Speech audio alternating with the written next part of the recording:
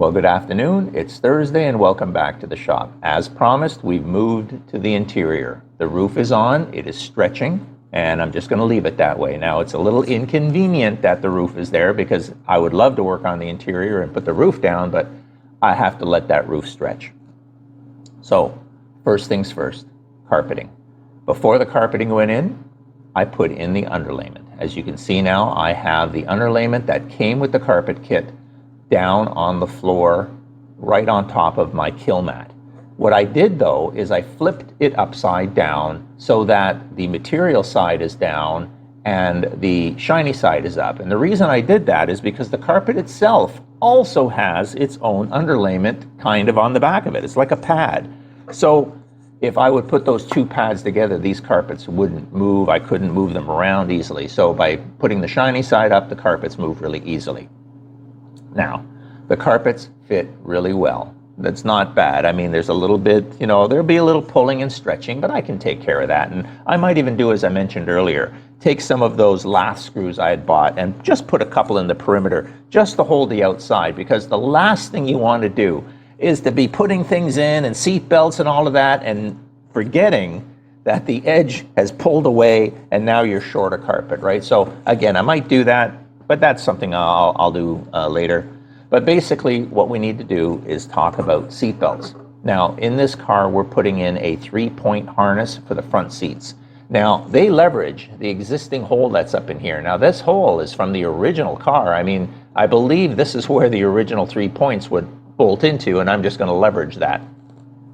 But basically, what I need to do is identify where these front seat belts go. Now on your side, you're going to see, and on this side, you're going to see I've got an awl that is stuck through the carpet and into the receiver hole that the bolt goes to hold the front seat belts. Now, the other thing about the front seat belts is they came with this plastic molded piece, and this was fed through it. And I guess what the thought was is that this then bolts onto the side, and then you can kind of lift it up and down, and you've got your seat belt buckle. But remember, this car has a center console.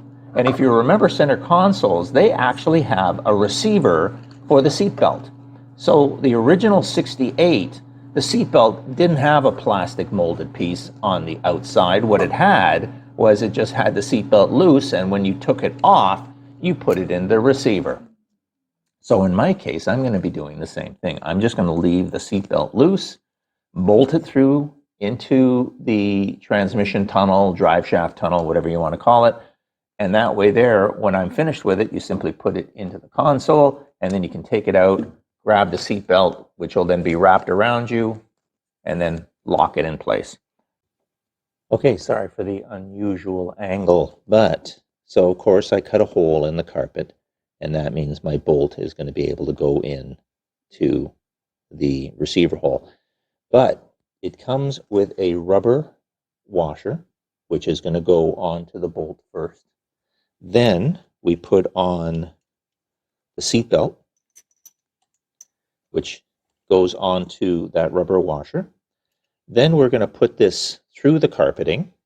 Then on the other side of the carpeting, I'm going to put this heavy washer, and then we'll put that through the transmission tunnel. Where now obviously I've screwed up, that's backwards. This needs to go that way. There we go. So this way it goes onto the seat and locks in. And as I said, it goes into that receiver, which is right here. So I'm just going to now take this. I'm going to have to roll the carpet back, get this washer on the back of that, and then get that through the hole, and then get it all tightened in. Okay, so now that that is through the transmission tunnel, like I said, the orientation of the seatbelt is correct.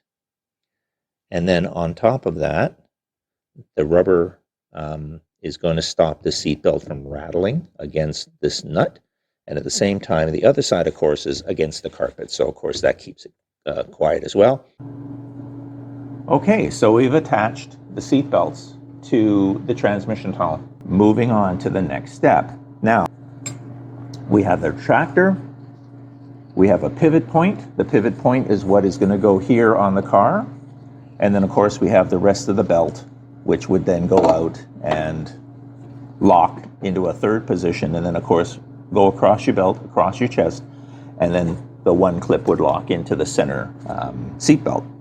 Now, normally, where I've been seeing this installed in every video I've ever watched, is they've been taking this retractor, bolting it on the floor in this area here, and then that would ride the belt up to this point, and then of course this, some of them have been actually taking this and bolting it to exactly the same spot. Or they've been taking this and putting it here, and again, bolting this to the same spot, and then having this type of an idea. Well, if you want to do that, again, as I mentioned, there's lots of videos out there, but my videos have always been, well, what if? Well, what if then we take the retractor and mount it in here? Now, the great thing about the convertible is that this quarter trim piece has actually a very large gap in this area. So when it goes back into the car, just like this, you can see this sticks out about that much. So I can easily put the retractor in there. Then I thought, well, why don't we steal an idea from the later model Mustangs?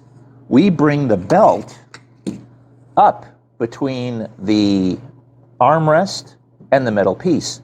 Very simple to do because they are two separate pieces, metal and fiberglass, and they're screwed together. So all I need to do is remove these 3 screws. That'll allow me to slip the belt through.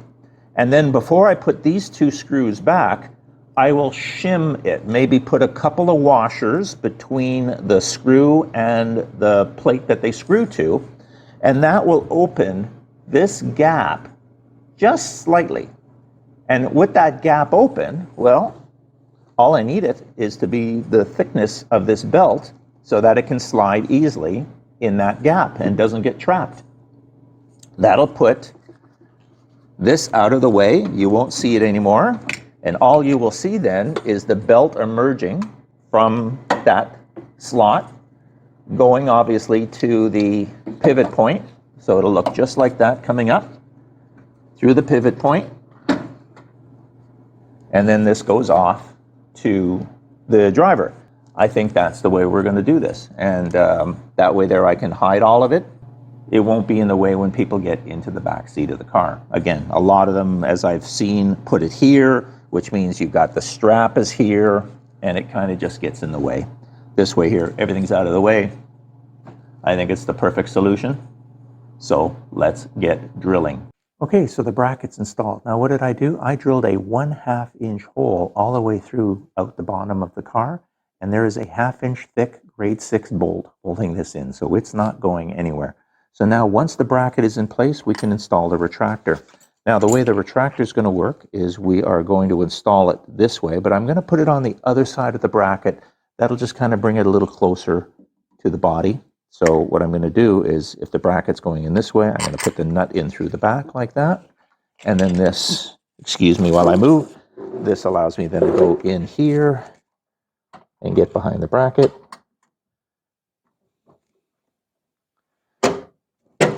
And get it through the hole. There we go. So now the retractor is where we want it. We can put in the washer and the nut.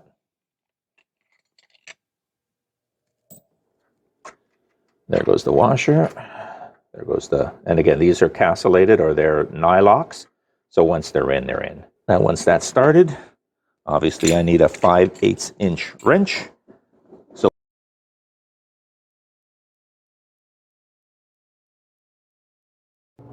now I'm going to angle it. Before I tighten it, I'm going to angle it so that the belt will be straight to where we're going to have the pivot point.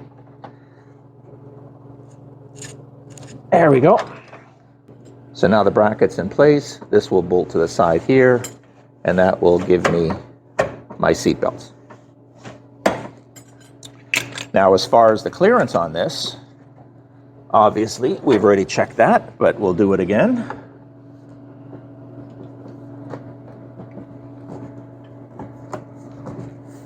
And like I said, there we go. It fits in. This is just right here. I mean, it's close, but you know what? Close is good enough. Now, what I'm going to do is there is a screw here that locks this panel onto the body. we're going to align that screw, and that allows me then to know where this is. So at this point, what I'm going to do is take this back off. We are going to drill this hole through so it pops out on the other side.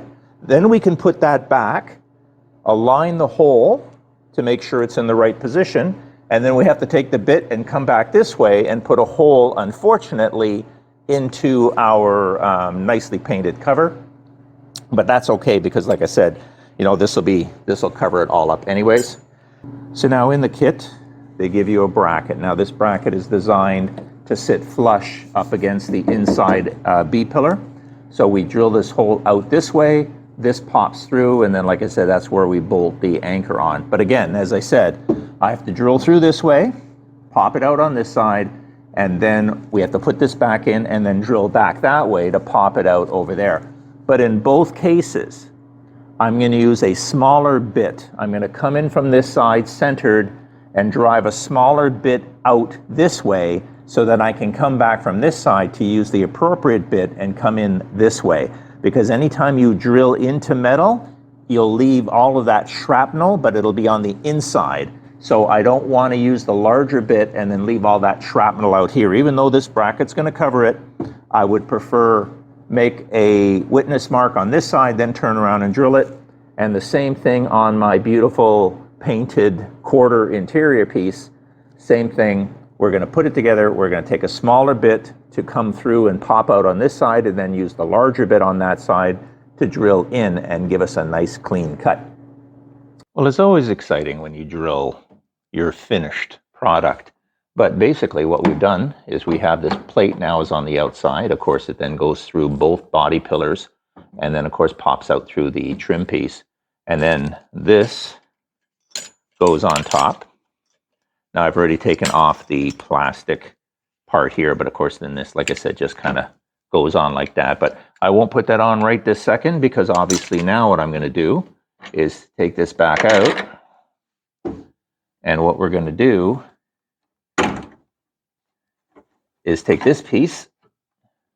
I'm going to loosen those screws as I mentioned earlier. We're going to feed the belt through this gap here. And then once we feed the belt through the gap, I'm going to actually put maybe some spacers or something just to leave that gap. Might even bend the metal just slightly to give a bit of a channel. But then once we do that, the belt will slide back and forth through here easy, and then we can reassemble. Okay, so as I mentioned, I removed the metal away from the fiberglass. Now, if you go back a few episodes, you'll see I had restored this panel and I indicated where all the screws were which hold the metal to the fiberglass. Well, there's a screw on either side of where the belt comes through, so it actually made it quite simple. All I did is I removed the metal, and then just using my thumbs, I massaged the metal, just slightly put a bow in it. That bow makes it so it's no longer pressing up against the armrest like it used to. The two screws are back on either side, but since there's a bit of a bow in it, that allows the belt to move to move easily between the two. And that is it. So we now have a belt where the retractor is not out here, but it's nicely hidden. It's absolutely tied to the car, so it's not going anywhere. And this way now we can put in the third point, right? And just put it through the carpet like this. Now you will see this whole assembly, but now it would be able to swing. So when you take the belt off, it swings this way, but when you put the belt on, it swings that way. And although I'm not happy with the look of this big piece of metal sitting here, it makes sense, right? That you drop it back. Of course, you'll have to readjust this, but when the car's, sitting at a show or something like that, you could readjust this and now it'll sit beautifully like that. And then of course, when you drive, you take it and then you adjust this part here. So it fits you anyways, right? I mean, that's the only way you can adjust these anyways. So basically, I'm trying to think of what is the best way to go. Do we put it on the outside of the carpet? Now, you won't see this big washer. It'll be behind, and only thing that'll be showing, of course, will be the bolt and the swing arm. Or do I cut a slot in the carpeting so that this then goes through the slot, bolts in? You don't see any of that. That'll be hidden by carpet. and then only this sticks up. But then that means it'll be frozen in space. It'll be frozen, let's say, like that. And then, you know, I put on the seat belt, it'll be frozen. I put it back, it'll be frozen. You know, love to know your comments. If you enjoyed this different way of installing the 3-point harness in a 68 convertible, please hit that like button and leave a comment. Let me know, should I let this swing or should I cut a slot in it and just have that part there like that so you don't see that? It's a little cleaner. Love to know what your thoughts are. Let me know, because I'm coming back tomorrow to either do one or the other. I'll talk to you then.